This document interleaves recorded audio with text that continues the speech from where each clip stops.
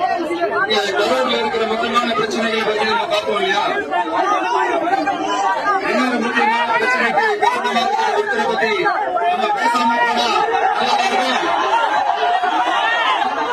கரூர் வரைக்கும் வந்து அவரை பத்தி பேசாம போனா நல்லா இருக்குமா? நல்லா இருக்காங்க. எதுக்கு சுத்தி வளைச்சுக்கிட்டு ஸ்டேட் விஷயத்துக்கே வரணும்.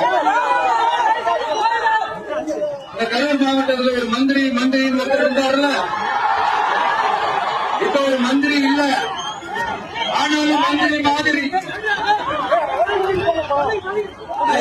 சொல்லிதான் தெரியுமா? என்ன ஒரு தூங்கொண்டு கொடுக்கலாமா? 10,10,7 ரூபா